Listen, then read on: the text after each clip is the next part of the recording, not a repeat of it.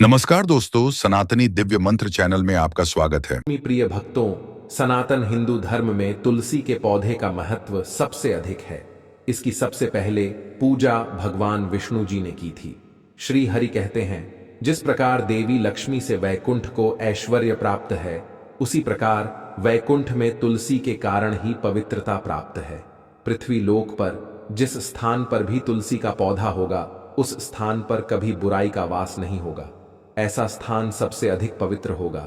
इसी कारण से हमें हमारे घर में तुलसी का पौधा अवश्य ही लगाना चाहिए। तुलसी के पास दीपक जलाने से क्या होता है, आइए जानते हैं। इस प्राचीन महान कथा के माध्यम से जो भगवान श्री कृष्ण ने देवी रुक्मिणी को सुनाई है। दोस्तों, एक समय की बात है। देवी रुक्मिणी भगवान श्री कृष्ण के पास आकर उनसे पूछने लगी, हे स्वामी, आपने मुझे तुलसी के पौधे को जल देने का महात्मा सुना दिया है, लेकिन तुलसी के पास दीपक जलाने का क्या महात्म्य है? रोज शाम को तुलसी के पास दीपक क्यों जलाया जाता है? इससे मनुष्य को कौन सा फल प्राप्त होता है? तुलसी के पास दीपक जलाने की विधि क्या है तथा दीपक लगाते समय कौन से मंत्र का उच्चारण करना चाहिए? कृपया आप मुझे विस्तार से बताइए। भगवान श्री कृष्ण कहते हैं, हे देवी, आज तुमने समस्त संसार के कल्याण की भावना से बहुत ही उत्तम प्रश्न किया है। तुम्हारे इस प्रश्न का उत्तर देने से पूर्व मैं तुम्हें एक प्राचीन इतिहास सुनाता हूं, जिससे तुम्हें तुम्हारे सभी प्रश्नों के उत्तर मिल जाएंगे। शाम को तुलसी के पास दीपक जलाने से जो फल मिलता है, उसी का वर्णन मैं इस कथा में करूंगा। इसीलिए तुम इस कथा को ध्यान पूर्वक सुनना। इस कथा को ध्यान से पूरा सुनने मात्र से ही मनुष्य को 100 वर्षों तक तुलसी के पास दीपक जलाने का पुण्य फल प्राप्त होता है।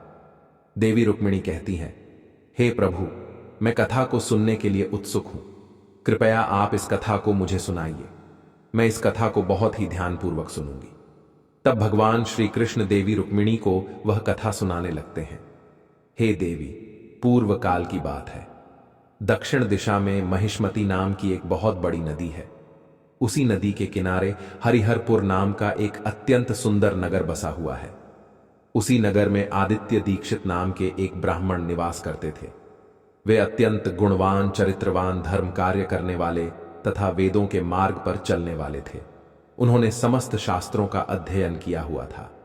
उसी ब्राह्मण की एक पत्नी थी, जिसे लोग अनाचारिका कहकर पुकारते थे, क्योंकि उसके कर्म ही उसके नाम के अनुसार थे। वह सदैव ही अपने पति को अपमानित करती थी, अपने पति के लिए कुवाच्य कहती थी, पति को भयंकर दुख देती थी, पति के लिए कभी भोजन नहीं बनाती थी। उसने अपने पति के साथ कभी शयन नहीं किया, कभी उसके साथ प्रेम से व्यवहार नहीं किया। पति के मित्र और परिवार के लोग घर पर आते तो वह स्त्री उनको अपमानित करके भगा देती थी और स्वयं काम भाव से उन्मत्त होकर निरंतर अन्य व्यभिचारिणी स्त्रियों के साथ घूमती रहती थी। उसका मन पति को छोड़कर पराये पुरुषों में लगा रहता था। उसने कभी अपने पति से प्रेम पूर्वक बात नहीं की, किंतु पराये सुंदर पुरुषों के संग बैठकर बातें करती थी। पराये पुरुषों को मोहित करने के लिए सज धज कर गांव में घूमने जाया करती थी। कभी वह वन में किसी वृक्ष के नीचे खड़ी रहकर सुंदर पुरुषों की राह देखती और किसी दुष्ट पुरुष को मोहित करके उसके संभोग विलास किया करती थी। एक दिन आदित्य दीक्षित ने अपनी पत्नी से कहा, हे भद्रे, तुम्हारा यह आचरण उचित नहीं है।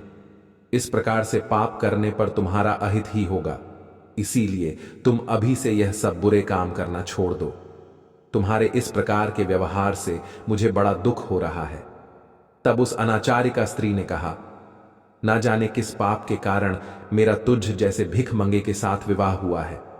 लगता है पिछले जन्म में मैंने पाप ही किए होंगे। इसी कारण से मुझे ऐसा गरीब पति मिला है। तू मेरी कोई भी इच्छा को पूर्ण नहीं कर सकता। मुझे विवशता के कारण तेरी इस झोपड़ी में रहना पड़ता है। भिक्षा मिलाया हुआ भोजन खाना पड़ता है। अब और अधिक मैं इस कष्ट को सहन नहीं करने वाली।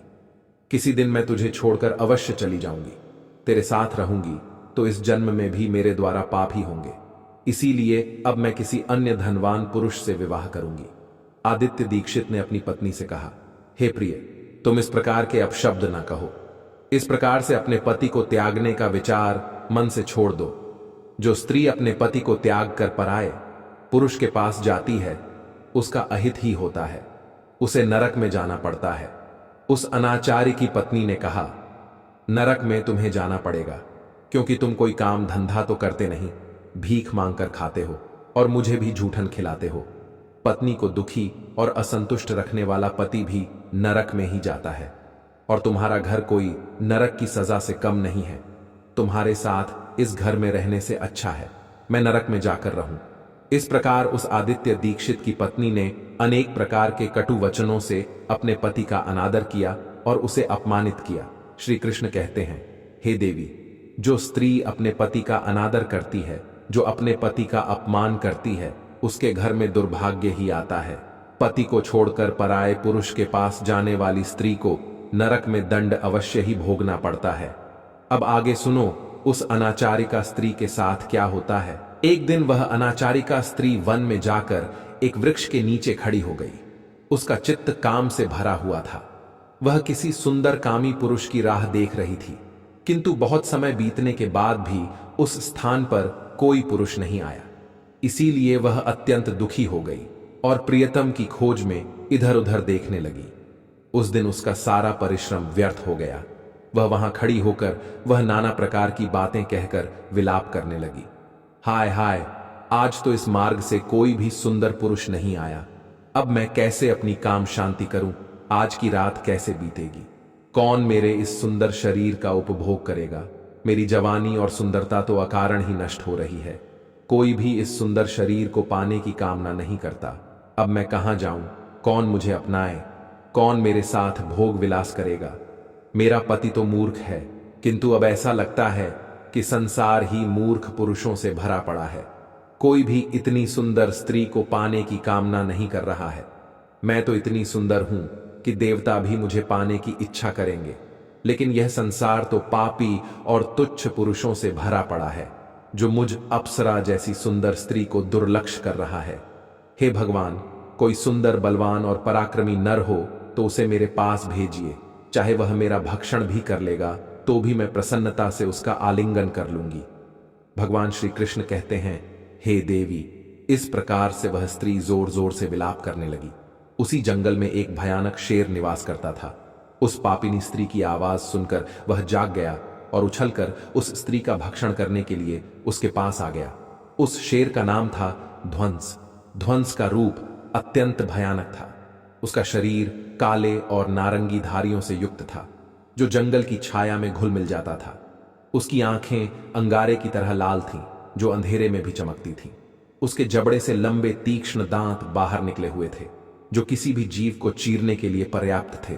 उसकी गहरी गर्जना पूरे वन में गूंजती थी, जिससे आसपास के जीव कांप उठते थे। ध्वंस की लंबी मजबूत पूंछ उसकी ताकत का प्रतीक थी। वह अपनी मांसल बलिष्ठ टांगों से जंगल में तेजी से दौड़ सकता था। ध्वंस का पूरा शरीर शक्तिशाली मांसपेशियों से भरा हुआ था, जिससे वह एक ही झपट्टा में अपने शिकार को धराशायी कर सकता था। उसकी नाक से बार बार गर्म सांसें निकलती, मानो वह हर पल अपने अगले शिकार की तलाश में हो। ध्वंस का एकमात्र लक्ष्य उन पापी और दुराचारी लोगों का भक्षण करना था, जिन्हें उसकी नियति ने उसे सौंपा था। उस भयंकर शेर को अपने सामने खड़ा हुआ देखकर उस स्त्री के पसीने छूटने लगे। वह भय से थर थर कांपने लगी। वह स्त्री कुछ करती, इतने में ही उस शेर ने अपने पंजे से उसे घायल कर दिया और वह स्त्री जमीन पर गिर पड़ी। जमीन पर गिरते ही वह स्त्री चिल्लाते हुए बोली, अरे शेर, तू किस लिए यहां पर आया है? मुझे क्यों मार रहा है? मैं यहां पर अपने प्रियतम को खोज रही थी। तू मुझे छोड़ दे। मेरा भक्षण करके तुझे क्या मिलेगा? उस स्त्री की यह बात सुनकर वह भयानक शेर क्षण भर के लिए रुक गया और हंसते हुए बोला, हे दुष्टा, आज विधाता ने तुझे मेरा ग्रास नियुक्त किया है। तुझ जैसी पापिनी स्त्रियों का भक्षण करना ही मेरा काम है, तभी मुझे इस शरीर से मुक्ति मिलेगी। वह स्त्री कहने लगी, हे शेर, तुम कौन हो? मुझे सच सच बताओ, तुम्हें किस कारण से बाघ बनना पड़ा और तुम मुझ जैसी स्त्रियों का भक्षण क्यों करते हो? पहले मुझे सारी बात बताओ और फिर मेरा भक्षण करो। फिर ध्वंस नाम का भाग कहने लगा, हे पापिनी, मैं तुम्हें मेरे पूर्व जन्म का वृतांत सुनाता हूं कि किस कारण से मुझे बाघ होना पड़ा। पूर्व काल में दक्षिण देश में अमलापाहा नाम की एक पवित्र नदी बहती थी। उसी नदी के तट पर मुनिपर्णा नाम की एक नगरी बसी हुई थी। यह नगरी अपने सुंदर मंदिरों, शांत वातावरण और धार्मिक अनुष्ठानों के लिए प्रसिद्ध थी। वहां एक ब्राह्मण का परिवार निवास करता था। मैं उस परिवार में जन्मा था। मेरा नाम वेदानंद था। मेरे पिता एक आदर्श ब्राह्मण थे जो यज्ञ, हवन और धार्मिक अनुष्ठानों का पालन करते थे। उस बाघ ने आगे कहा, हे स्त्री, मैंने अपनी किशोरावस्था में वेदों का अध्ययन किया और यज्ञ आदि धार्मिक कार्यों में पारंगत हो गया। लेकिन जैसे जैसे मैं बड़ा हुआ, मेरे मन में धन का लोभ बढ़ता गया। अनेक यज्ञों का आयोजन किया, लेकिन वे यज्ञ धार्मिक उद्देश्य से नहीं बल्कि धन सह के थे। मैं पापियों के था जो धर्म थे और उके भोजन करता था। मैंने धन के लोभ में उनके अन्न कार्यों का समर्थन भी किया। धर्म के मार्ग भटकते हुए मैंने उन वस्तुओं का धन भी स्वीकार किया जिन्हें ब्राह्मण नहीं लेना चाहिए। मेरा मन इतना लोभ हो गया था कि मैं बहाने दूसरों से धनता और फिर उभी वापस नहीं करता। मैंने अनेक प्रकार के छल कपट किए और इस प्रकार पाप करते हुए कई वर्ष बीत गए। समय के साथ मेरा शरीर कमजोर हो गया, बाल सफेद हो गए, आंखें धुंधली हो गईं और मुंह के दांत गिर गए। परंतु धन का लोभ अब भी मेरे मन से नहीं गया और मैं पाप करता रहा। उस बाघ ने अपने दुख भरे स्वर में आगे कहा, एक दिन धन के लालच में मैं फिर से नदी के किनारे गया। वहां मैंने अन्य धूर्त ब्राह्मणों के साथ मिलकर लोगों को ठगा। हम सभी ने झूठे मंत्रों का उच्चारण किया और बिना विधि विधान के ही देवी देवताओं का पूजन किया। इसका उद्देश्य कि केवल अधिक से अधिक धन दान में प्राप्त करना था। हमने लोगों को धर्म के नाम पर धोखा दिया। उस दिन मैंने काफी धन एकत्र किया, लेकिन उसी समय मेरे साथ एक भयानक घटना घटी। मैं उसी दिन नदी के तट पर बैठा हुआ था। तभी एक बीमार और भटकता हुआ कुत्ता मेरे पास आया। मैंने उसे दुत्कार कर भगा दिया, लेकिन वह क्रोध में आकर मेरे पैर में काट बैठा। मैं मूर्छित होकर वहीं गिर पड़ा। उसी क्षण मेरे प्राण निकल गए। मेरी मृत्यु के बाद यम के 2 दूत प्रकट हुए। वे काले और भयानक रूप वाले थे और उनके हाथों में जंजीरें थीं। उन्होंने मुझे पकड़ लिया और यमपुरी की ओर ले गए। यमपुरी में मुझे यमराज के सामने खड़ा किया गया। यमराज ने अपने दिव्य सिंहासन से चित्रगुप्त को आदेश दिया कि वे मेरे कर्मों का लेखा जोखा प्रस्तुत करें। चित्रगुप्त ने बड़े ही गंभीर स्वर में कहा, हे धर्मराज, यह ब्राह्मण जिसका नाम वेदानंद था ने अपने जीवन में घोर पाप किए हैं। इसने धर्म के नाम पर लोगों को ठगा, झूठे मंत्रों का उच्चारण कर यज्ञ किए और भगवान का अपमान किया। यह धन के लालच में धर्म से दूर हो गया। इसने कभी भी धर्म का पालन नहीं किया, इसीलिए यह पापी ब्राह्मण नरक जाने के योग्य है। फिर यमराज ने अपने दूतों को आदेश दिया, इस पापी को नरक की अग्नि में डाल दो। यह वहां जाकर अपने कर्मों का फल भोगे। इसके बाद मुझे नरक की भयंकर अग्नि में डाल दिया गया। वर्षों तक मैंने वहां की यंत्रणा सहन की। मेरी आत्मा को भयंकर पीड़ा सहनी पड़ी। अनेक वर्षों की सजा के बाद मेरे पापों के कारण मुझे बाघ का शरीर प्राप्त हुआ और मैं इस दुर्गम वन में निवास करने लगा।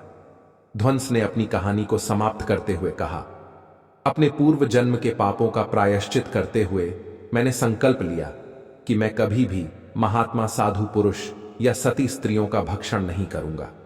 मैं केवल उन पापियों, अनाचारिका और कुल्लटा स्त्रियों का ही भक्षण करता हूं जिन्होंने अपने जीवन में अधर्म के मार्ग पर चलकर दूसरों को दुख दिया है। मुझे विश्वास है कि ऐसा करने से मुझे मेरे पापों से मुक्ति मिलेगी और मैं इस शरीर से जल्द ही मुक्त हो जाऊंगा। श्री कृष्ण कहते हैं, हे देवी, इस प्रकार से उस शेर ने अपने पूर्व जन्म का वृत्तांत सुना दिया और उस स्त्री से कहने लगा, हे पापिनी, तेरे आचरण से तू कुल्लटा दिखाई पड़ती है। अपने पति को छोड़कर तू इस वन में अन्य पुरुषों के साथ भोग विलास करने के लिए आई है, इसीलिए आज तू मेरा ग्रास अवश्य बनेगी। इतना कहकर उस शेर ने अपने तीक्ष्ण नाखूनों से उस पापी स्त्री को मारकर उसे खा लिया और फिर वह शेर उस स्थान से चला गया। उस स्त्री की मृत्यु के बाद उस स्थान पर यम के 2 दूत प्रकट हुए और उस पापिनी स्त्री को उठाकर यमपुरी में ले गए। वहां पर उसे यमराज के सामने खड़ा किया गया। फिर चित्रगुप्त ने उस स्त्री का लेखा जोखा निकालते हुए यम से कहने लगे, हे धर्मराज, यह स्त्री तो अत्यंत पापिनी है। इसने घोर पाप किए हैं। इसने व्यभिचार किया है। इसने अपने पति की कभी सेवा नहीं की। अपने पति को भूलकर पराये पुरुषों के संभोग विलास किया करती थी। उसके पापों को सुनकर यमराज अत्यंत क्रोधित हो गए और उन्होंने उस स्त्री को अग्नि से भरे हुए कुंडों में डालने का आदेश दिया। यमराज के आदेश को सुनकर वह स्त्री अत्यंत भयभीत हो गई और फिर वह अनाचारिका स्त्री यमराज से कहने लगी, हे धर्मराज, कृपया मुझे मेरे पापों के लिए क्षमा करें। मैंने यह अनजाने में पाप किए हैं। कृपया मुझे प्रायश्चित करने का अवसर प्रदान करें। यमराज कहते हैं, हे स्त्री, तुमने जो पाप किए हैं वे निंदनीय हैं। तुम्हारे पापों के लिए कोई प्रायश्चित नहीं है। जो स्त्री अपने पति का त्याग करती है, अपने पति को छोड़कर पराये पुरुष के संग विहार करती है, उसे निश्चित ही नरक में जाना पड़ता है। इसीलिए अब तुम्हें नरक की यातनाएं भोगनी ही पड़ेगी। फिर यमराज ने अपने दूतों से कहा, हे दूतों, इस पापी स्त्री को ले जाओ और इसे भयंकर नरकों में डाल दो। यह उसी के योग्य है। फिर यम के दूत उस स्त्री को नरक में ले जाते हैं। फिर अनेक वर्षों तक उसे जलते हुए तेल के कुंड में पकाया गया। फिर उसे निकालकर ररव नामक नरक में डाल दिया गया। इस प्रकार से उसे अनेक वर्षों तक अलग अलग नरकों में डाला गया। नरक में कष्ट भोगने के बाद वह महापापिनी स्त्री पुनः पृथ्वी लोक पर आकर चांडा के रूप में उत्पन्न हुई। चांडाल के घर में जन्म लेकर वह फिर से अनेक पाप करने लगी, व्यभिचार करने लगी, अनेक पापी पुरुषों के संग विहार करने लगी। फिर कुछ समय बाद पूर्व जन्म के पापों के कारण उसे कोढ़ का रोग हो गया और वह भयानक पीड़ा सहन करने लगी। उसका अंग अंग जलने लगा, उसके नेत्रों में पीड़ा होने लगी। इस दुख को सहन करती हुई वह दिन बिताने लगी। फिर एक दिन वह तीर्थ में स्नान करने के उद्देश्य से अंतपुर में चली गई। वहां पर वह एक आश्रम के बाहर निवास करने लगी। उस आश्रम में एक तुलसी का पौधा था। अन्य स्त्रियों को वहां पर तुलसी के पास दीपक जलाते हुए देखकर उस पापी स्त्री को बड़ा आश्चर्य हुआ। फिर एक दिन वहां पर निवास करने वाले एक साधु से उस स्त्री ने पूछा, हे साधु महाराज, यह कौन सा पौधा है और यह स्त्रियां इसके नीचे दीपक क्यों जला रही हैं? तब उस साधु ने कहा, हे कल्याणी, यह अत्यंत पवित्र तुलसी का पौधा है। इसके दर्शन करने मात्र से ही संकटों का नाश होता है। इस तुलसी को जल देने से देवी देवताओं की कृपा प्राप्त होती है तथा इस पवित्र पौधे के पास दीपक जलाने से समस्त पाप नष्ट होते हैं। उस साधु की बात सुनकर उस स्त्री को बड़ी प्रसन्नता हुई और उसने साधु से कहा, हे साधु महाराज, यदि कोई अत्यंत पापिनी स्त्री भी इसके पास दीपक जलाएगी तो उसके पाप नष्ट होंगे। क्या वह साधु कहते हैं, हे पुत्री, यह सत्य है। यदि किसी स्त्री ने घोर पाप भी किए हो तब भी उसके पाप नष्ट होते हैं। उसके सभी जन्मों के पाप भी तुलसी के पास दीपक जलाने से नष्ट होते हैं। किंतु हे पुत्री, तुम कौन हो और किस कारण से यह प्रश्न पूछ रही हो? वह स्त्री कहती है, हे साधु महाराज, मैं महापापिनी हूं। मैंने व्यभिचार किया है तथा अनेक प्रकार के पाप किए हैं। मेरे पापों के कारण ही मेरी ऐसी दुर्दशा हुई है। कृपया मुझे पापों से मुक्ति का उपाय बताइए। साधु कहते हैं, हे पुत्री, अब से तुम नित्य इस तुलसी के पास दीपक जलाओ, तुम्हारे समस्त पाप और दोष समाप्त हो जाएंगे। उस साधु की बात सुनकर उस पापी स्त्री ने भी वही किया। उसने तुलसी के पौधे के पास एक दीपक जला दिया। इस प्रकार से वह स्त्री नित्य उसी स्थान पर तुलसी के पास दीपक जलाने लगी। फिर एक दिन वह स्त्री शाम के समय तुलसी के पास दीपक जलाने लगी तो उसी समय उसकी हृदय फटने से उसकी मृत्यु हो गई और वह वहीं जमीन पर पड़ी रही। फिर यमराज के दो दूत उस स्त्री को यमलोक ले जाने के लिए उस स्थान पर प्रकट हुए। जैसे ही यम के दूत उस पापी स्त्री को पाश में बांधकर ले जाने लगे, भगवान विष्णु के दो पार्षद उस स्थान पर प्रकट हुए। वे दिव्य पार्षद अत्यंत तेजस्वी और दिव्य आभा से युक्त थे। उनके शरीर से स्वर्णिम प्रकाश की किरणें निकल रही थीं, जो चारों ओर का अंधकार दूर कर देती थी। उनका रूप इतना मोहक और दिव्य था कि उन्हें देखकर किसी का भी मन श्रद्धा से भर जाता। उनके चेहरे पर शांत मुस्कान थी, जो अपार करुणा और दया का प्रतीक थी। उनके वस्त्र रत्न जड़ित और रेशमी थे, जो नीले और सुनहरे रंग में चमक रहे थे, मानो स्वयं वैकुंठ का सौंदर्य उनके व्यक्तित्व में समाया हो। उनके कानों में सुनहरे कुंडल झूल रहे थे, जिनसे दिव्य संगीत की ध्वनि प्रतीत होती थी। उनके माथे पर तिलक और चमकती हुई बिंदी थी, जो उनके दिव्यता का सूचक थी। वे दोनों विशाल कद और बलिष्ठ थे। उनके हाथों में दिव्य गदा थी, जो न्याय और धर्म की शक्ति का प्रतीक थी। वे उस स्त्री को अपने दिव्य स्पर्श से मुक्ति का आश्वासन देने आए थे, जिससे उसके सभी पाप नष्ट हो सके और उसे स्वर्ग की यात्रा का अधिकारी बना सके। उन पार्षदों ने यमराज के दूतों को रोक लिया और कहने लगे, हे यमदूतों, इस स्त्री को तुम छोड़ दो। यह स्त्री नरक जाने के योग्य नहीं है। तुम किसके आदेश से ऐसा अधर्म कर रहे हो? फिर यम के दूत कहने लगे, हे पार्षदों, हम यमराज के आदेश से इस पापी स्त्री को उठाकर ले जा रहे हैं, किंतु आप हमें किस कारण से रोक रहे हो? यह स्त्री अत्यंत पापी है, इसे नरक में ले जाने की आज्ञा मिली है। यह सुनकर भगवान विष्णु के पार्षद मुस्कुराए और बोले, हे यमदूत, तो तुम सत्य बोलते हो, लेकिन इस स्त्री का एक ऐसा पुण्य भी है जो इसके समस्त पापों को मिटा चुका है। क्या तुमने देखा नहीं कि इसने अपने जीवन में संध्या के समय तुलसी के समीप दीपक जलाया है? यमदूतों ने चकित होकर पूछा, हे पार्षदों, क्या केवल तुलसी के समीप दीपक जलाने से इसके समस्त पाप नष्ट हो सकते हैं? भगवान विष्णु के पार्षदों ने गहन दृष्टि से यमदूतों की ओर देखा और समझाया, तुम इस बात को नहीं समझते। यमदूतों, तुलसी भगवान विष्णु की परम प्रिय है, और जो भक्त श्रद्धा और भक्ति से तुलसी के समीप दीपक जलाता है, वह विष्णु की कृपा का पात्र बन जाता है। संध्या के समय दीपक जलाने का पुण्य अनंत गुना बढ़ जाता है, और यह न केवल उसके पापों को नष्ट करता है, बल्कि उसे स्वर्ग का अधिकारी भी बनाता है।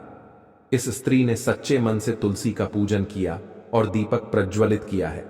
इसी कारण इसके सारे पाप जलकर राख हो चुके हैं। अब यह नरक जाने के योग्य नहीं है। यमदूतों ने अपने हाथ जोड़कर कहा, हे पार्षदों, आप सत्य कह रहे हैं। हमें इसके भक्ति के बारे में जानकारी नहीं थी। यदि यह भगवान विष्णु की प्रिय भक्त है, तो इसे हम कैसे नरक ले जा सकते हैं? भगवान विष्णु के पार्षदों ने मधुर स्वर में कहा, इसीलिए हे यमदूतों, अब तुम लौट जाओ। इस स्त्री ने तुलसी की सेवा की है। वह उस दीपक की रोशनी में अपने सारे पापों को भस्म कर चुकी है। अब इसे विष्णु लोक में ले जाया जाएगा, जहां इसका स्वागत होगा। यह अब स्वर्ग की अधिकारी बन चुकी है।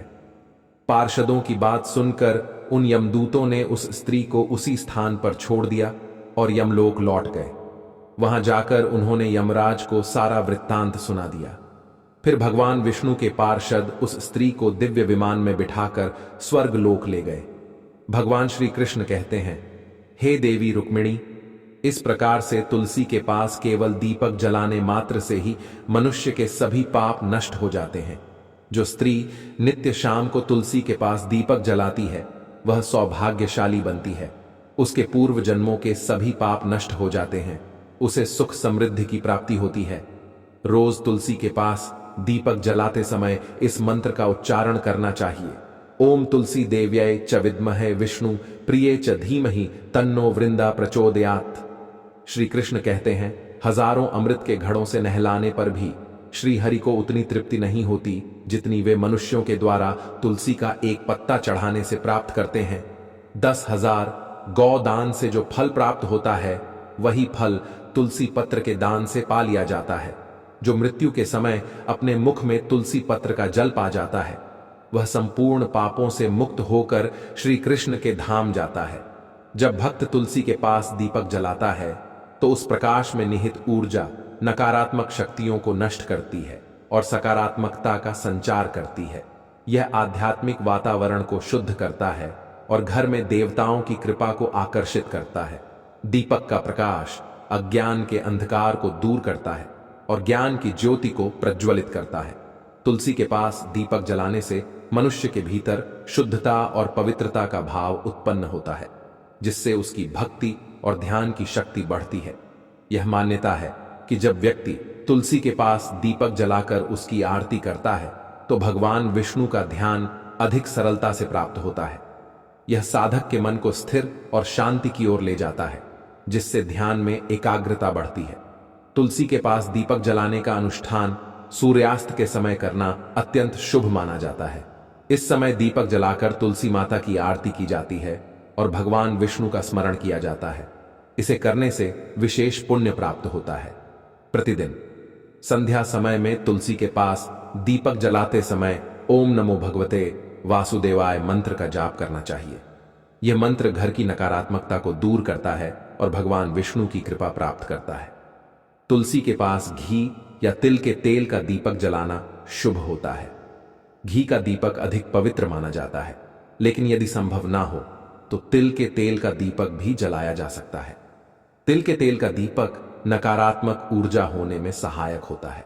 ऐसा कहा गया है कि जो भक्त प्रतिदिन तुलसी के पास दीपक जलाता है उसे 7 जन्मों तक पुण्य मिलता है और वह कभी भी दरिद्रता का सामना नहीं करता। उसके घर परिवार में हमेशा सुख शांति और खुशहाली बनी रहती है। धार्मिक ग्रंथों में वर्णित है कि तुलसी के पास दीपक जलाने से पितृदोष, गृह दोष और काल सर्प दोष जैसी बाधाएं भी दूर हो सकती हैं। इस उपाय से घर में नकारात्मक ऊर्जा का नाश होता है और सकारात्मक ऊर्जा का संचार होता है। तुलसी के पास दीपक जलाने से आत्मा की शुद्धि होती है और यह जन्म जन्मांतर के पापों का नाश करता है। इससे आत्मा को शांति मिलती है और व्यक्ति को सद्गति प्राप्त होती है। यह भी कहा गया है कि यदि कोई व्यक्ति जीवन के अंतिम दिनों में तुलसी के पास दीपक जलाकर भगवान का स्मरण करता है तो उसे मृत्यु के बाद यमदूतों का भय नहीं रहता और उसे सीधे भगवान के धाम में स्थान मिलता है। तुलसी के पास दीपक जलाने से देवी लक्ष्मी का आशीर्वाद मिलता है, जिससे उसके जीवन में कभी आर्थिक संकट नहीं आता।